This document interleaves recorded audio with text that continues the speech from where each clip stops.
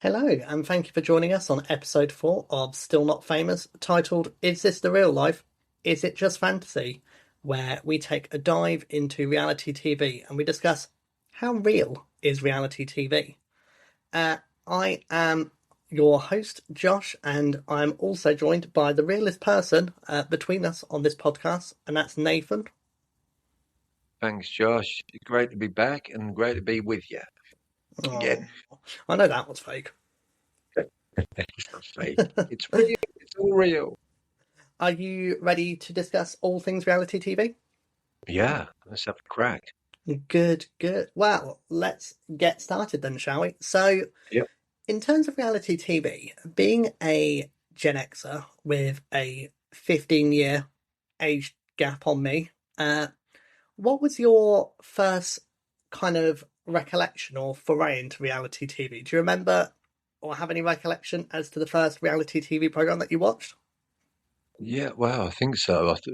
For me, probably the earliest or the thing that really, well, actually, I think it was the first ever reality TV, but I'd say the Osbournes, um, Ozzy and Sharon and all the kids. And it was on MTV, wasn't it? Oh, do you know Back. what? That is a Uh, good one. yeah, well, in fact, I think from what I've read, Osbournes were the first ever reality TV show, um, which is sort of, well, ultimately on MTV, which is ultimately sort of destroyed MTV over the years, hasn't it? I mean, it was back then, it was all music, music, music. And I think that popped up, the Osbournes. And I must admit, I watched it and I thought it was funny. Um, but of course, some of it's probably staged, isn't it? And then not long after, I think they did something called The Real World.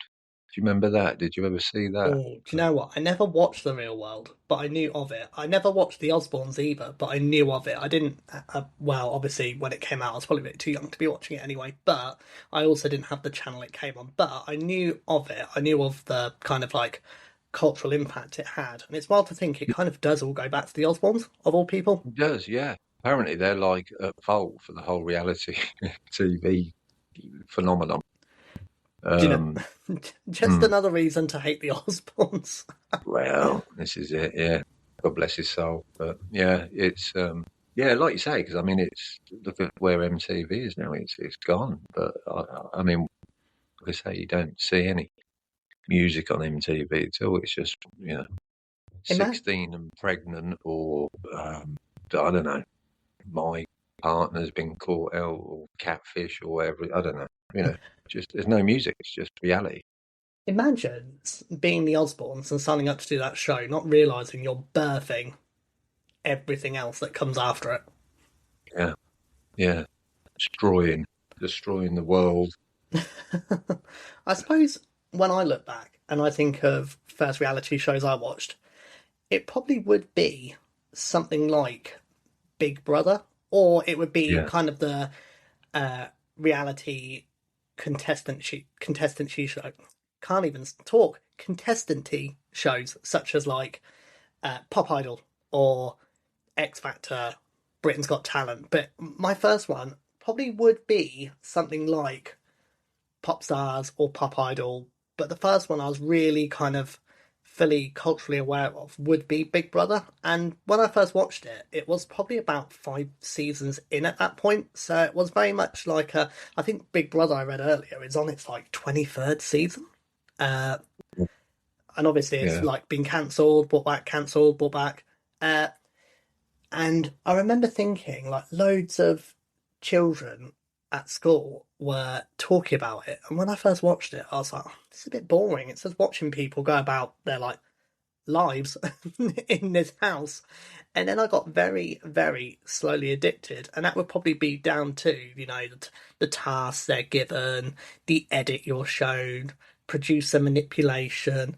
And I very slowly got hooked into it. And it's very wild to think, yeah, I love a show where people just kind of like, do their own thing, do tasks while in a house. But it really did gave me that kind of first bite and dive into reality TV, and it sunk its claws into me.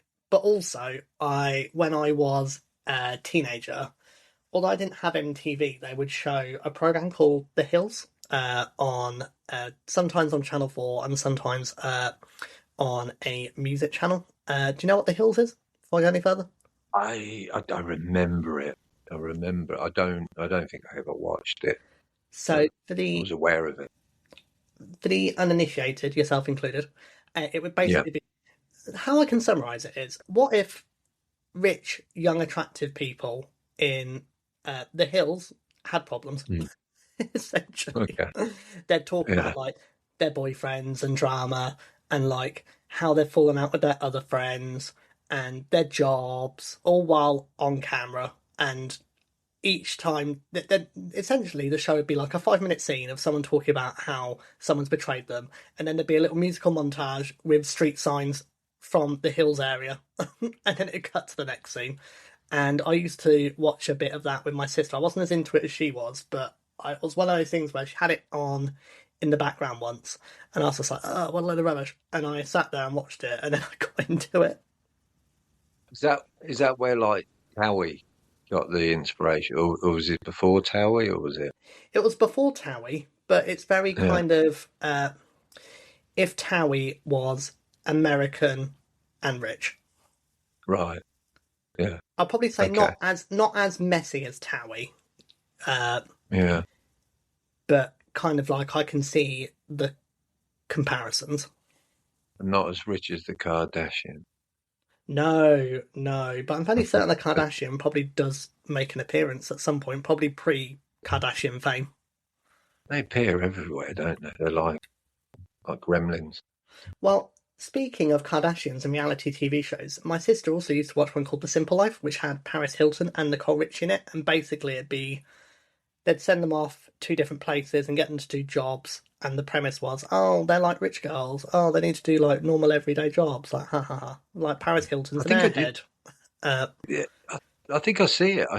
Again, I think that was MTV, wasn't it? If I I remember saw it correctly. on Channel 4, but it probably did start on MTV. You know Oh, how okay. stuff would sometimes premiere on MTV and then after a few years it Yeah, moved to like Channel 4. Uh, yeah, that's right. Yeah, same with but the Osbournes, I suppose. I think they did, didn't they? So yeah, more than likely. But Channel Kim 4. Kardashian, there's an episode of Paris Hilton somewhere where she's talking to someone and she's like, "Oh, did you like check my wardrobe and like clear it out and whatnot?" And this person goes, "Oh, I'll do it in a minute." That person is Kim Kardashian, pre-Kardashian Ah, fame. Yeah, so there you go. oh wow. Yeah, Yeah, didn't oh, think I'd really loop it in interesting. there, did you? No, I didn't. You did it. Indeed. Well, I No, I suppose. think going. I was going to say going back to you saying about Big Brother. I mean, I remember when it came out, and I must admit, I watched the first three, four, five season series, and it was, um, you're as a viewer, as a fan, you were invested in the people in there. I mean, looking back, I don't know why, because as it's gone on, I've switched off over it. It's the same, rehash it, isn't it, all the time? But um, I'm again eventually they throw all the celebrities and do the celebrity ones. But you showed me sent me that video clip in the week, didn't you? Which Do you know what? chuckled me. I That will probably tie David. into a late. David's dead. David's dead. Do you know what? That is something I'll reference later on. But yeah, we will get to David is dead. Okay, all right. We'll leave that one for later. Yeah, I think what a lot of brilliant. these reality shows do is they normally start off with a really good premise, and the first couple of seasons, if it's popular, it's like capturing lightning in a bottle. And because Mm, lightning in a bottle is so rare, they want to try and replicate it. But the more they try and replicate it and do producer meddling, the kind of less authentic it becomes, and as a result, it yeah, pushes people away more than drawing people in. it's got manufactured, isn't it? Eventually, and it's Well, I suppose we better yeah. dive into the namesake of this episode. And when Mm. was it? I mean, was it straight away for you when you were watching a reality show and you were like, it says reality, but I can tell this is a bit staged? Um, yeah, I think probably didn't notice it so much with the Osbourne when it was first out, and then probably the next again. I didn't really watch the Hills or the uh, any of them others. I did see a bit of the Real Life or whatever it was called, but and kind of notice it then. But I think for me, I think the X Factors and the Britain's Got Talent, you start realizing that it's more about the drama than the actual showcasing people's talent or lack of talent. Depending on the drama, which way they want to spin it. And then you either accept it and just enjoy it for what it is, a bit like wrestling, um, or you just switch off completely, don't you? But yeah, I'd say X Factor and Britain's Got Talent. Like you say, they really, I don't know, pull at the heartstrings or try and pull at the heartstrings, don't they, with certain people on it, or dog. Do you know what? Although we are very different age groups, my answer is pretty much gonna be the same. It's very much when it wasn't the first couple of seasons of like the X Factor. I talked about this on one of with one of my friends. Like I wasn't media savvy or literate as I am now. Like back in the day, admittedly, I Yeah, was like child, early teens, but I think even I wised up when you'd watch Britain's Got Talent, for example, and someone would be like, "Hi, like my nan died 10 years ago," and they'd be like, "You're free." uh, and they'd play like the emotional music. I sat there with an ex of mine once, and we were watching the X Factor. Before when it gets to the live shows, before each contestant performs, and they have their little yeah, VT of what they've been up to during the week.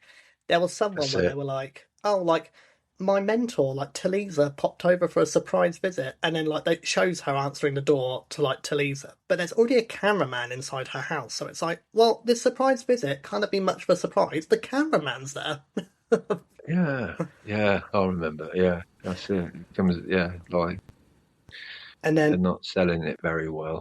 no, exactly, and then I think just from when you've watched so much reality TV, you kind of like can spot the signs. Like if you watch an episode of Towie, for example, they'll make it look like it's like a glamorous weekend out or night out, and then you'll sit there and you're like, they probably filmed this on like a Tuesday morning. Yeah, yeah. Uh, and also, uh, I'm gonna touch upon my. I mean, I did just talk about my ex very briefly there, but I'm gonna touch upon my dating history. But I am going somewhere with this, so bear with me. Why have you So have you been on a reality TV show with it? no, well, no, God, Were you well. on Were you on Grinders Most Wanted? Do you know what? That should be a program. I did read a comment once where someone went they should make a reality TV show where they put like a mum in the room or a load of mums in the room, and then they read like someone's really explicit grinder message, and the mums have to guess which one of their sons sent it. Which I think sounds great. I'd love that. Yeah, I'm not sure the mums would, but you never know. Yeah. Well, you had some Sex and Suspicious Parents where the mums would watch what their children were up to. I mean, admittedly, how the children didn't twig when there was a camera right in front of their face, I don't know. But hey ho. Yeah. Uh, Well, but I went on a grand total of 2 dates with someone where they worked on some very early seasons of The Apprentice. Uh, okay. and uh, again, for the uninitiated listeners, in case you've never heard of or watched The Apprentice, basically you'll have to, nowadays, you'll have to compete for an investment for Lord Sugar, but back in the day, you'd have to do about 10 weeks worth of tasks, and then if you were good enough, Sir Alan Sugar would hire you for a job in his firm at Amstrad. But on these 2 dates I went on with this guy, and we were talking about The Apprentice, he did kind of shatter my illusion of it a little bit. Where I asked, and he was like, "Oh, you don't want to know?" And I was like, "No, I really do." And essentially, I mean, I'm hoping that the BBC police don't come after me for saying this. The people who are out there in their vans trying to get people who haven't paid their TV license, they're going to come after me. Yeah. Uh, but essentially, they Listen. told me things like if things are going too well, production will intervene and try and throw a spanner in the works. Because obviously, it's more entertaining if like a team really badly faffs up rather than everyone did well. Uh, Yeah. because you'll sit down, and you'll watch The Apprentice, and you'll be like, "How are these bright business minds so terrible?" And I'll watch it, and I'll be like, "Oh no," because production have thrown a spanner in the works. Essentially, don't get me wrong. I'm sure they do make some stupid decisions, but I'm sure when there's a task where they have to haggle with someone, production tell the person they're haggling with like be really hard on them, or uh, or if they're selling to someone, they'll production will tell that person to be horrible to them, essentially. You But mean the you mean that editing it to suit their own agenda, the producer? I can't believe that. it's shocking information, but allegedly it's true. But also, the biggest reveal they told me is so when they await to go into the boardroom to see Sir Alan Sugar, they wait in this little reception area and they wait for this phone to ring, and this receptionist picks it up, and so it cuts to Sir Alan going, "Hi, like send the contestants in," and then they'll put the phone down. They'll go, "Sir Alan will see you now."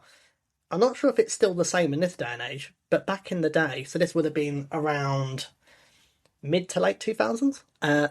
Apparently, that phone was not plugged into anything. They'd just play a phone noise. The reception would pick it up, have this fake conversation with Sir Alan Sugar, and put the phone down. Yeah. So there you go. A little bit of alleged behind the scenes tea from The Apprentice there. What I want to know is what happened with that relationship. Did you finish it, or did he? And if he did he ring you up and tell you that you're fired? Wow. Uh, he may as well have done. No, we were kind of just like, we were only dating, but uh, I think he just got a better offer someone more attractive. So, Yeah. Was it Alan Sugar? no, I can More guarantee. attractive and more rich. I mean, as much as I hate to say it, probably true on both fronts. But Yeah. I mean, I'm younger. That's probably why I edge him out. But But I can't. poorer. I Younger can't. but poorer. I can't offer someone a ride in my Rolls Royce. I'm afraid. I can I give wonder someone where a you go with that, Rolls Josh. Royce, but not an actual Rolls Royce. And back to Grinders Most Wanted. Do you know what? Like, worst case scenario, I'm going to pitch that idea to someone. So So, we'll get 50-50.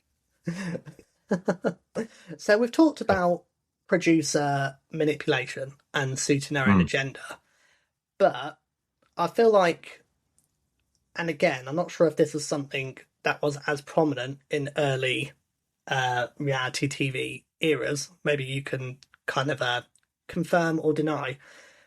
mm, But we talk about producers over editing and producing everything. But I feel like these days, now we get contestants go on these various programs, whether it's The Apprentice, whether it's Love Island, whether it's Big Brother, and all the other ones we've mentioned, and they're very self-aware and producing themselves. And as a result, the reality from reality TV is gone because they're not being their real authentic selves. Would you agree? I think so. I think, like you say, it's definitely probably going back to what we spoke in previous episodes, it's the whole celebrity culture, isn't it? So I think when you get these non-celebrities going on all these reality shows, you'll get the odd one that will really ham it up and almost think because they're on TV or that they're a celebrity, and they'll pull out all the stops to to be the most vocal or all eyes on me, and of course they become the villains, don't they? Then, depending on how again it's edited and they're perceived, and then the audience make their mind up, don't they? Because I mean, it was Jade Goody, wasn't it? You know, all of a sudden everybody was hating on her, and then it got too much, and I think they painted her in a different light, maybe the real light. I don't know, but I think she's definitely an example, isn't she? Where Jade Goody is um, a very interesting case because obviously her story is very, it's a bit of a roller coaster, really. So she goes on the original Big Brother, and mm, I think I read somewhere before she went on, she was like a dental receptionist, a dental hygienist, something along those lines. mm, And she goes on there, and she's very much seen as, working class. Like, I mean, unfortunately, to talk about the kind of darker side of it, because of her working class accent, manners, and also the fact she wasn't stick thin. I remember people saying, like, calling her like Miss Piggy and whatnot, awful, awful things. mm, Uh, I remember. she comes out and she completely, absolutely makes it a money spinner for herself. She turns water into wine, essentially. Yeah, She takes what her experiences, and she proper is able to brand herself. What really helps is Big Brother is in its infancy at this point. Newspapers and magazines are a lot more kind of prominent than they are now. You have people buying Heat, you have people buying OK. Those magazines do still exist, from what I believe, but there's not as much of an uptake as there is now as there would have been back then. Right. And then she goes back into Celebrity Big Brother, and is unfortunately part of that racism row with Bollywood actress Shilpa Shetty. Oh And yeah, I she remember. comes I'm not sure if you remember this, but it becomes such a big talking point that when Gordon Brown is in India, he has to completely scrap his reason for his visit and talk about uh, Jade Goody in Big Brother. Oh wow, I didn't know that. Yeah, and it's just such a wild ride. And people are burning effigies of her, and she is hated when she comes out, rightly or wrongly. I will leave it up to public opinion. I mean, I don't condone the stuff that was said in the Big Brother house. It is awful, looking back. But I will say, of all the people, of the three that were involved in that Big Brother racism rouse, that's Jade Goody, that's Danielle Lloyd, and that's Jara Mira from S Club 7.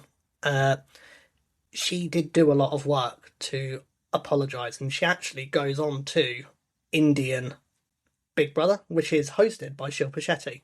She goes on there, they hug it out. Like, Shilpa has very much publicly said at this point, it's water under the bridge, there's no bad blood. She goes on there, I think she's on there for only a couple of days, and she gets a call from her doctor to say something's flagged up from her most recent tests. I believe it's cancer. Now, I haven't seen this episode, but from what I was reading, apparently they were originally going to show the whole thing unedited of her phone call with her doctor. I think it might exist somewhere out in the ether, but I think in some versions they edited it out. So she comes out, and then unfortunately her health takes a turn for the worse. But she very much says, I'm going to keep working, I'm going to keep earning money for my children while I can. And then she passes away on Mother's Day. So, Yeah. I mean, I probably would say from the reality TV show contestants, she probably was one of the more real ones, to be honest, because she was so authentically herself, for better Yeah, or for worse. I mean, I agree. if anything, Yeah. looking back at that racism row now, that probably would have benefited with some self-producing and watching what you say. Mm, But yeah. we sit there and we judge about self-producing and saying, watching what you say. But all of these contestants that go on these shows, I mean, it is a pressure cooker. As much as I'd love to sit here and say, if I went on one of these shows, I'd be as nice as anything, I probably wouldn't be. I think the stress would get to me, in all honesty. Uh, Yeah. and all it takes is uh, for you to say one thing, and the producer uh, takes what they call a frankenbite. So they take one or two words out of that sentence and completely stitch it into a new sentence, maybe. Or Yeah. they take your reaction to something. You could be rolling your eyes at something completely different, and then they edit you rolling your eyes at someone else. Uh, don't get me wrong. I do think sometimes contestants make a rod for their own back, but producer producers being heavy-handed, I think does play a big part in it. So when people go on these shows and they're very kind of self-produced, I do also 100% get why. Yeah. Well, I think, like you say, I think that the culture now is, especially with the reality format, be it in a lot of them are competitions, aren't they? So, like you say, the um, the Big Brother, the Britain's Got Talent, the X Factors, the Voice, you know, and it's like you say, they're all normal people that are thrust into these shows, and the aim of the show is to be there at the end. Um, and I think some people know that to get to the very end, they'll do anything, literally. Um, and sometimes it can come across as being, um, they can come across as being harsh or arrogant or you know, sort of just big-headed or even a little bit evil. Um, Again, depends how the producers spin it and edit it and everything like that. But like I say, I think that's what's happened with reality shows um, now. I suppose a good example is like the Traitors. I know it's not reality, but that format of really being shady and drifty and trying to stay there till the end, isn't it? It's a Yeah. prime example. I'll watch You know? a lot of RuPaul's Drag Race, and Yeah. because there's been enough seasons of it now, not just of that program, but reality TV in general, people now know from watching, okay, if I say these references to the judges, they're going to like me, and if I'm a good enough TV villain, I'm at least guaranteed to last until like the halfway mark, if not towards the end of the competition. And obviously, what they're Yeah. ultimately looking for is, as much as they'd want to win, when you're in a contest with 14 or 15 odd other people, you've only got that 1 in 15 chance. So you have to Mm. make sure that you're memorable and can capitalize on your popularity or villainy once you come Mm. out and once your Yeah. episode's there. Yeah. Yeah. I It's sup- like I was going to say it's like makes me wonder with the reality, the whole format. I mean, even like with movies, isn't it? Over the years, there's been reality based movies. I'm thinking like the Truman Show, Good one. um, Yeah. Ed TV, with Matthew McConaughey, which is some people say it's a bit of a rip off, but I actually think I prefer it to the Truman Show. I'm not gonna If you lie haven't to you, watched it, I've never watched it, I'm afraid. But I have watched the Truman but Show, so you need to watch Ed TV. You won't be disappointed. People say it is a because it came out roughly around the same time or just after, But I actually I prefer it, I think. But I do like Matthew McConaughey. oh okay, cool. I'll add it to the list. I'll check it out. Yeah, and then I'm thinking of movies. I know I'm going a little bit off thing here, but like Hunger Games, that's another one, isn't it? Where it's on a reality TV based in a dystopian I world. suppose so. When they're having the little interviews with the contestants and whatnot, I think what's worrying about the Yeah, Hunger Games is it's mirroring real. It's going to mirror what real life is sometime soon. this is So it. And the yeah, Running Man, or at least the original Running Man with Arnold Schwarzenegger. But again, I think that's maybe because I mean that's like an '87 film in 1987, I think. But maybe they just see the future, and knew that maybe. we were going to be ruled by reality shows. Speaking of being ruled by reality TV shows, I suppose we did kind of touch upon it briefly with Jade Goody, but we have to Mm. talk about, I suppose, the darker side. So, at what point does good TV become moral failing for producers and audiences? Because a lot of these TV shows will come out and say a lot of these contestants pass psych evaluations and they're mentally well. You see them on the program, and although they might have passed the psych evaluation, they're not necessarily cut out for the scrutiny, not just internally from the program, but from the public. Now, I was actually watching a couple of X Factor compilations earlier with the other half in kind of like preparation for this. And imagine you're a singer and you go on the X Factor back in the day. You've been, I mean, a bit of behind the scenes knowledge for the listeners in case they were unaware.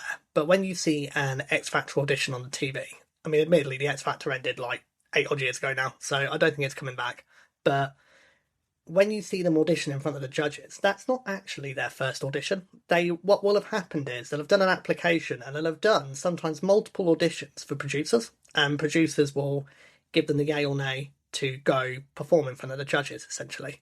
So those people will go on the program already being given the yes by producers, probably gassed up by their friends that they're, really good, really probably believing in their dream, and then you have the judges like rip you apart. Not only are you ripped apart and your confidence is shattered, you then have to live with the fact that that episode is going to air at some point and all of your family and friends are going to see it and the effect Mm. that will have on you. I mean, biggest one I can think of with the X Factor is, do you know of a contestant called Zoe Alexander? Oh, I kind of remember the name. She has a really infamous audition. So she walks onto the X Factor stage and she's a Pink tribute act, and she actually looks very much like Pink. Uh, Mm. she goes on, and again, behind the scenes knowledge for listeners who may not be aware, but when you go and perform an X Factor audition, you actually have a list of songs that you want to sing. Now, she goes to sing on, and she's like, "I'm a Pink tribute act," and she starts singing uh, "So What" by Pink. Audition doesn't go great, and the judges are like, "All I'm getting is Pink. I'm not getting you." Essentially, she then goes to sing another song, which is "Next to Me" by Emily Sandé, and the audition still doesn't go well. And she's about to be given her nose, and she turns around and she goes, "You told me to sing a Pink song," and the judges go, "We didn't tell you to sing a Pink song." And she has this meltdown on stage. She essentially, from how it was edited, when I watched it when I was younger, it looks like she just storms off and she's angry. But in reality, with older eyes, she's actually probably having a panic attack. Uh, Right. and they play the villain music, they show her on camera like bleeping out words, and her essentially being pulled off the stage by her family. But the Mm. reality is, she's done interviews afterwards where essentially she turns up for this audition, she gives over this song list, and not on nowhere on this song list is there a Pink song. I believe the Pink song she sings is "So What." And when she goes to go on stage, the producers are like, "No, you're a Pink tribute act. You need to sing a Pink song. That's how you'll be remembered. That's how you'll go far." So she gets forced to do a Pink song, goes on stage, and then the judges tell her, "Oh, you're doing a Pink song. We don't know who you are." And it's the basis as to why she doesn't get through. And then Mm. not only that, but this episode airs, and she is like taunted in the press, like online, about her horrific audition, when that's not really how it went. And she said, "Oh, I'm edited to look really angry, but I was actually having like a panic attack backstage." They've Oh, blurred bless her. out some of what I'm saying to make it look like I'm swearing and going off, but in reality, I'm not swearing. They're just blurring my words out to make me look worse. Mm. Uh, Mm.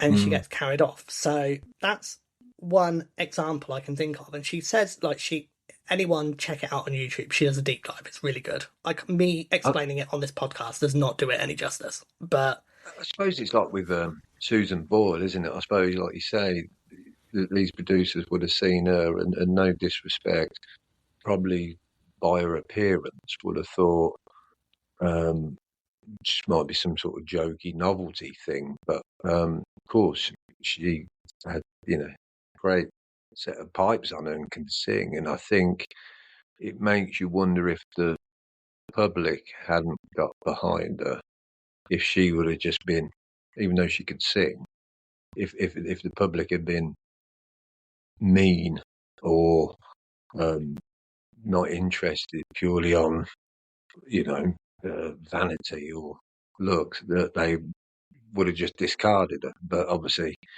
in the end, she made probably Simon Cowell a lot of money. But her first um, audition is amazing, like chills. yeah, But I suppose this does also lead into the darker side of it. She was someone who instantly had fame thrust upon her. She's used to having her quiet little life in a little village. She's suddenly famous overnight, and then didn't I'm want not, it. yeah, I'm not sure if you remember, but like there were tabloid articles. I think she even came out later and said, yeah, some of it was true, to be honest, where she had a bit of a breakdown because she did not know how to handle being in the public eye and having all of this fame. No, I remember that. I So remember that. I think it's like you say, though. I mean, for me, the producers, they'll say all this, but I don't think they care one bit about people's mental health and their welfare. Obviously, they're going to be closely monitored, aren't they? Probably by probably be Ofcom with it, or um, you know, these reality shows. I mean, you're going on about like breaking people's hearts, and I always think that. I just think these people go on there and they're. But I tell you what winds me up the most is when they start doing the kids ones. So X Factor kids or The Voice kids or even Bake Off. These young, impressionable young adults or young human beings with a passion for something, singing, baking, whatever, are going on these shows, and then somebody's telling them, you know, they're not any good, or come back and or give up, or you got a soggy bottom, or whatever. I don't know. There's no stopping these leeches that are just trying to boost their TV ratings and make money by leeching off of you know vulnerable people, really, because we're all vulnerable. We You know. are all vulnerable, and all it takes is for you to have your worst day and it be caught on camera, and that's all you're remembered for. Yeah. Uh, And again, I go on about the kids, and I think, like you just said, then these kids go on here, and then they probably go to school, and then I don't know, they probably get ridiculed because, let's be honest, we get ridiculed at school over everything, and I think kids these days are a hell of a lot worse than was in my day, for ridiculing. I'm not saying we didn't have it, but you know, yeah, yeah. I reminds blame the producers and the TV people. Simon Cowell. reminds me, there was another Britain's Got Talent one. It was a girl called Holly Steele, and she makes it through to the live shows, and she sings Edelweiss, and during the Oh live yeah, show, she messes up the lyrics, and then she starts crying, and she has to stop, and she's like crying on stage. And at the time when I watched it, I was like, "Boo!" But obviously now, with older eyes, I'm like, "Yeah, she's probably crying because she's in front of the nation, performing on a show in front of not only a live studio audience, but over 10 million people who would have watched it at the time. And she's just mm, faffed up her words. Like, being older, I get it. I'd have cried too, in all yeah, honesty, yeah. And it's yeah, because from a young, like, whoever is on that stage, they're under an intense amount of pressure. yeah, And, like you say, producers, as much as they say they care, like, let's be real, they're very much just on to the next. Like as soon as your season is over, yeah. they stop caring and they're on to the next.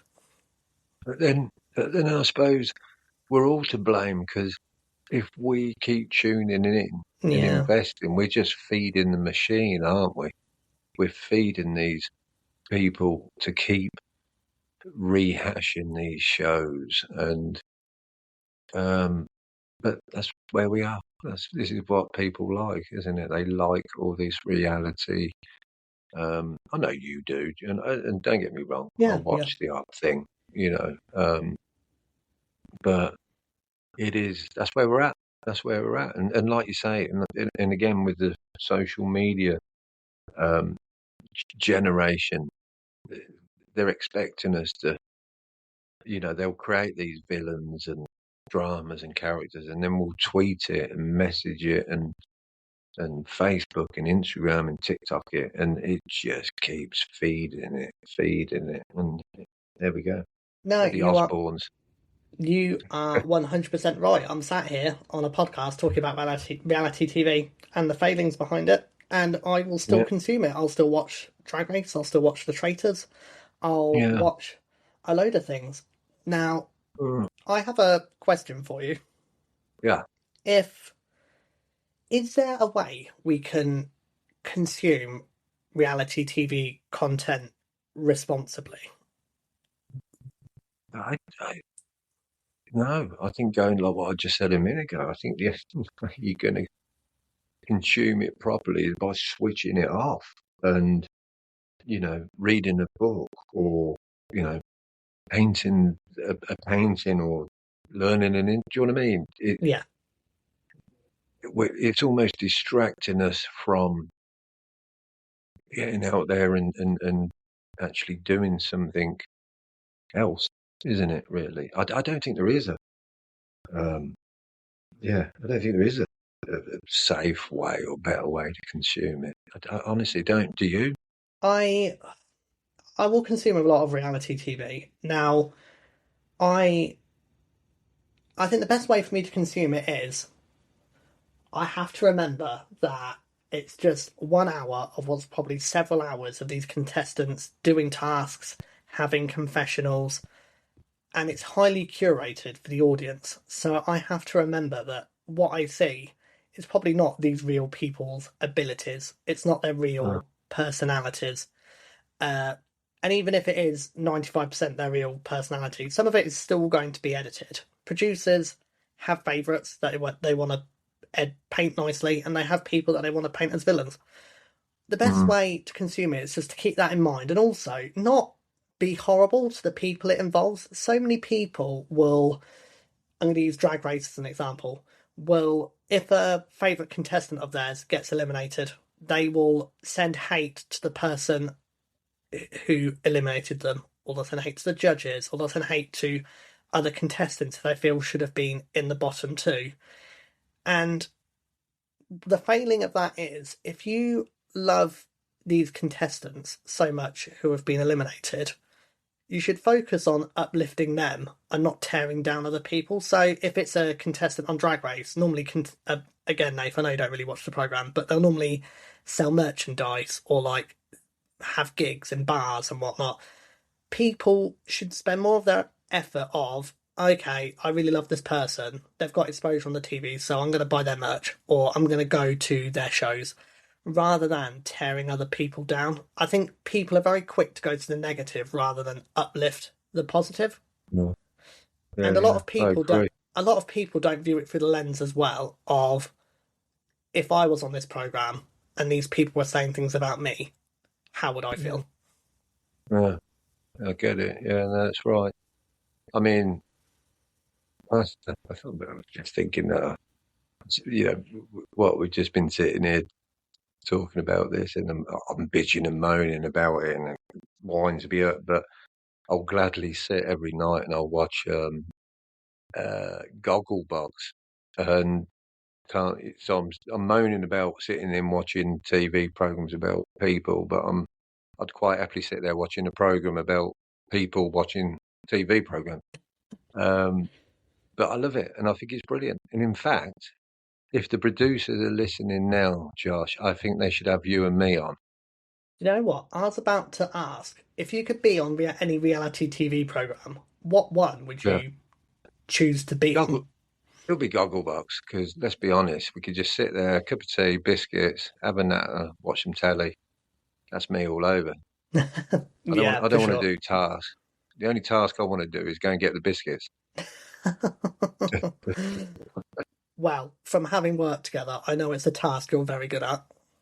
I know, and I like TV. Yeah, so No. let's do it. I hope you never know; they might be listening. We might end up. You can come round my house.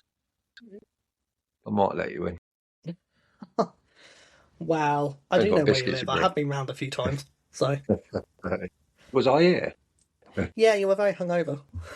Oh yeah, then One of the times was okay. after one of the times. Sorry, listeners, we're going off topic. One of the times Uh, was after one of our work Christmas parties, and I'm not sure if you remember. I WhatsApped you going, "Oh, Nave, can I pop round and can you let me into the office because I left my work laptop behind and I need to work from home the following week?" And you were like, oh, "I'm yeah. still there," and it was 6 in the morning. In fact, no, That was a few no, it was years eight. It was ago, 8 in the wasn't it? morning. Yeah, because I'd been Yeah. up. I've been up a few hours by then, and I turned up to your house, and you were feeling very, very sorry for yourself. And I was sat there talking to your children, and I was just like, "Do you feel sorry for your dad?" And they're like, "No, not really." No, that's it. I think that was about 5 years ago, Josh. That's a long. I've grown up since then. Was it 5 years ago? From what I remember, it was only. Yeah, Oh, yeah. yeah, yeah, definitely. Yeah. So If anyway, I, we don't talk about that. if you were asked to be on a reality TV program and it wasn't Gogglebox, it was something like The Traitors or Okay. some other form of reality TV program, would you do it? Do you know what I'd love to do? I'd probably be really shit at it, but I've always said I'd love to go on Strictly. Really? Oh, Oh, that's not what I yeah. expected. Yeah. No, I'd probably be really shit. Can barely bend my knees anyway now, but I'd be like Anne Widdecombe. Don't insult Anne Widdecombe like that. No, I think she's brilliant. I wanted her to win it. Um, she's got the same needs as me. Oh, don't say No, I that. think, Hers are yeah, probably a bit better, but yeah, probably, probably. I think hers are hairier, but I don't. No, I think Strictly, because I think Lee should. I think it's quite a disciplined thing, you know. I mean, you could go on the jungle, couldn't you? But I don't really want to eat like kangaroo anus or pig penis or whatever. But Not again, at mm, least. yeah, no, no, exactly. I had it last Sunday for my roast. Oh, I was going to come out with such a sick comment, but then I remembered my mum's probably going to listen to this. Do you know Bleep what? it I'm out. anyway. I'd just be like, like you got to eat anus. Not for the first time. uh, Yeah, I think what irks me about I'm a Celebrity is, when they have the little intro VTs as to like their likes and dislikes, you'll always have yeah, someone where they're like, so I don't like being in the jungle. I don't like creepy crawlies. I don't like it if I get a bad night's worth of sleep. I don't like Australia. And it'll be like, why yeah. you want I'm a Celebrity then? If anything, I'd do It, the opposite. I'd be like, I really hate really nice home cooked meals. I really hate sleeping comfortably. And then the producer will do the exact opposite. well, this is it. I think they fail to or forget to sort of mention that but they do like the fee that they're getting. I think the fee's probably worth eating, you know, kangaroo anus and whatever. I I'd do it for 50 quid to be fair, just to pay me fuel to get me to work. Do you know what? Like, These prices. I would do a reality TV show, but I'm a Celeb is one of the ones. Like, well, first of all, I'm not a celeb, but if they ever did a Mm. civilian version, I would not do it purely because I'm so deathly afraid of creepy crawlers and spiders, and I know as soon as I'd sit in the camp, I'd be like, I can feel one looking at me. I don't know where it is, but I can feel it watching me. That might just be ant or deck. You'll have to check. Deck is the ginger one, right? Well, I didn't know one of them was ginger. Are they ginger? Yes. Uh, Are they? yeah, if it was Deck, I'd be like, oh, okay. uh, Okay. I didn't know any of them were ginger. yeah, I'm fairly certain Deck is. Do you know what? I'm going to Specsavers tomorrow to have an eye I think test. you need So, to. so yeah. So if the results are my eyesight is awful, then yeah, Yeah. I owe Deck an apology. Yeah, Yeah. So when they hold up they get you put your hand over your one eye and look at all them letters. They're gonna replace with a picture of ant or deck. they're gonna show a photo What of kind of Deck and hair's be he like, got? yeah, what colour hair is it? And I'll just be like, tears rolling down my eyes. I don't know. If I was on a reality TV show, I'd probably want to go on something like The Traitors. I mean, it's very popular at the moment. I mean, I don't do drag, so I can't do Drag Race. Well, And the problem with The Traitors is, I feel like I'm, it's going to be self-deprecating, but I'm hoping you get where I'm coming with this. Because I'm mm, not a massively gregarious person, uh, mm, I'd probably be quite good at blending into the background. So if I was a traitor, I'd be very good for like maybe the first couple of weeks of just staying undercover. But then on in the same breath, like I'd slip up, and plus my eyebrows are very you know me, I have very expressive eyebrows, and eventually they would betray me. It'd be like, Josh, you a traitor? No, and my eyebrows are like doing circles on my forehead. you'd have to shave them off before you went on the show. Maybe I would. Yeah. Yeah, like or do a unibrow, like fill it in the middle But so you it know all what? lifts at once. The Traitors is so popular that I would kick myself if I got called to go on it and I said no. Even if I was on a hated season, because I'd always be wondering, like, oh, what if? The thing that would faff me up on the Traitors as well is I have a bit of a, like, issue with my right knee, where Mm. it's not what it used to be. And there'd be a task where I'd have to run all over the place, and I'd, like, trip over or something and be like, and then people would instantly turn on me. I think you'd be good on the traitors. Yeah, I don't know. I wonder how long you'd last. I think you'd play it too cool, but then they'd just throw you out. I would be like Alan Carr. Did you ever watch The Celebrity Traitors? No, only off a goggle box. There's a bit where it's like the final five, and it's like the penultimate episode, and at the very end, they're all in the courtyard with Claudia, and each of the contestants are going, "I'm a faithful," and it cuts to Alan Carr, and he goes, "I'm a," and he goes to say faithful, and he bursts out laughing, and obviously he's a traitor on the program. Spoiler alert, listeners. And that is honestly what I would be like. But I don't think I'd be cool enough to play it off and be like, "Oh, I'm just nervous." People would be like, "No, he's cracked." I think you should go on it. Plus, I just love the I'm going to chance to apply. meet Claudia Winkleman and just say, "Claudia, I love your fringe." It's a good fringe. It is a really good fringe. Yeah. Do you think she takes it off at night and puts it like by her bedside? Do you know It does. what? Maybe I like to think it's sentient, like it has a mind of its own.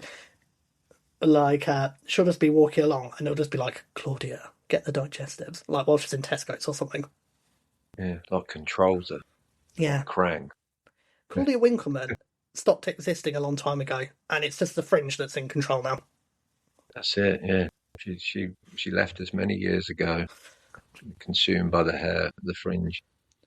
I'd like to add, listeners, while we're coming out with all of this babble, neither of us have actually drunk before doing this podcast. This is just the garbage we sometimes come out with. Yeah, yeah. Might be time to call it a night. I think it might be, I mean, I don't know where else to take this from Claudia's sentient fringe, so... No, that's it. It's beautiful. We need to leave it there, I think. Well, before we sign off, first of all, Nate, a pleasure doing this, as always. Yeah, thank you again. I've really enjoyed it. Yes, likewise. We'll have to come back and do another reality TV one, but maybe like reality TV show like Scandals or like funny. Do you know what? We almost signed off without talking about my favourite reality TV moment. So let's pump the brakes for a second. Yeah, what we And got? we need to talk about something we very briefly referenced earlier in the episode, and that is David's dead. So, for anyone who doesn't know, the David is Dead saga comes from a season of Celebrity Big Brother, and the context of the situation is Angie Bowie, so this is in 2016, she is in the house, and unfortunately, her ex-husband David Bowie has died. Now, while in the house, there's also celebrity David Guest, who has been ill at this point. Angie comes out the diary room after she has been told that David Bowie has died, and she goes up to another contestant called Tiffany Pollard, and she goes, "Oh, I've got something to tell you." And then she tells her David's dead. Now, she doesn't say David Bowie, she just says David's dead. Now, rightly or wrongly, Tiffany Pollard thinks she means David Guest has just died in Big Brother. And bearing in mind, his body is still in the house. She wails and goes out into the garden and goes, "Angie told me that David's dead." And the contestants are like, "David? David?" And she's like, "Yeah, David." So the other contestants go into the bedroom and they pull back the bed covers, as if Big Brother would leave David Guest's dead body in there, first of all. But they pull back the covers and they're like, "No, he's still alive." And this leads to a bust up, and Tiffany is like, "Oh, why would she say that and whatnot?" And then Daniela Westbrook goes up to Angie and she's like, "Well, why did you do that?" And she's like, "Oh, like, David's dead." And she's like, "He's not. We just checked on him. He's in there." And she's like, "No, not that David. David, my ex-husband, David." And it's such a big, colossal misunderstanding. It's so funny. And if it ever pops up on my TikTok, I always watch it. I'll never scroll on it. It's just so funny. And Nate, you weren't even aware of it. I sent you a clip of it earlier in the week. Oh, no. Yeah. What did you Yeah, think? no, I appreciated it. Yeah, it tickled me.